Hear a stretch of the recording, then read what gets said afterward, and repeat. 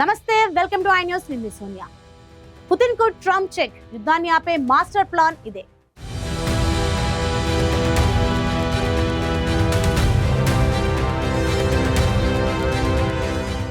ఫిబ్రవరి 2022లో మొదలైన భీకర సంగ్రామం రష్యా ఉక్రెయిన్ యుద్ధం ఏళ్లు గడుస్తున్నా ఈ చిక్కుముడి విడటం లేదు. ఈ మహాయుద్ధానికి ముగింపు ఎప్పుడు? శాంతికి మార్గమేది? ఇప్పుడు ప్రపంచం చూపు మొత్తం అమెరికాలోని వాషింగ్టన్ వైపే. ఆగస్టు 18, 2025 అమెరికా అధ్యక్షుడు డొనాల్డ్ ట్రంప్, ఉక్రెయిన్ అధ్యక్షుడు జెలెన్స్కీ మధ్య జరగబోయే కీలక సమావేశంపైనే అందరి ఆశలు నిలిచాయి. ఇది శాంతి దిశగా ఒక ముందడుగు అవుతుందని భావిస్తున్నా దీని వెనక ఎన్నో చిక్కుముడులున్నాయి. ఇప్పటికే అలస్కా సమావేశంలో రష్యా అధ్యక్షుడు పుతిన్ డాన్బాస్ ప్రాంతాన్ని తమకు వదిలేస్తే యుద్ధం ఆపడానికి సిద్ధమని సంకేతాలిచ్చారు. ఈ పరిష్కారానికి ట్రంప్ సముఖంగానే ఉన్నట్లు కనిపిస్తున్నా యూరప్ దేశాలు మాత్రం దీన్ని ఉక్రెయిన్ సార్వభౌమత్వానికి ముప్పుగా చూస్తున్నాయి. ఈ నేపథ్యంలో ఈ మహా సంగ్రామాన్ని ఆపడానికి ఉన్న మార్గాలేమిటి? రష్యా 30 రోజుల కాల్పుల విరమణకు అంగీకరించింది. ఈ సమయంలో ఉక్రెయిన్ ఇంధన క్షేత్రాలపై దాడులు ఆపేస్తామని చెబుతోంది.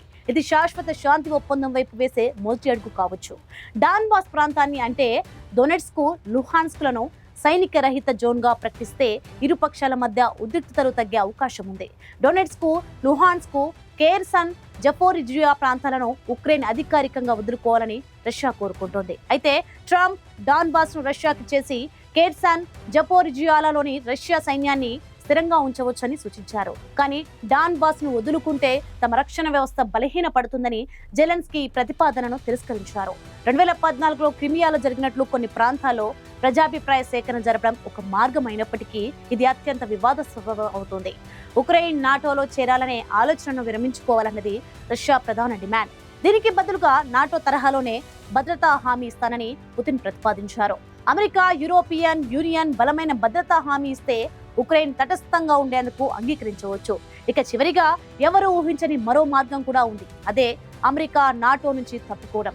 ఉక్రెయిన్ కు ఆయుధాల ఖర్చు విషయంలో ఇప్పటికే యూరప్ తో అమెరికాకు విభేదాలు వచ్చాయి. ఇప్పుడు రష్యాతో ఉక్రెయిన్ ఒప్పందం చేసుకునేలా చేసి తన మిస్టర్ సీజర్ ఫైర్ ఇమేజ్ ను పెంచుకొని నోబెల్ శాంతి బహుమతి వైపు అడుగులు వేయాలని ట్రంప్ భావిస్తున్నట్లు తెలుస్తోంది.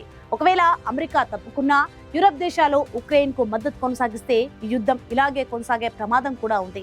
ఈ 4 క్లిష్టమైన మార్గాల్లో ఏది శాంతికి దారితీస్తుంది? ట్రంప్ జెలెన్స్కీ సమావేశంలో ఏ అద్భుతం జరగబోతోంది? ప్రపంచమంతా ఇప్పుడు వాషింగ్టన్ వైపే ఉత్కంఠగా చూస్తోంది.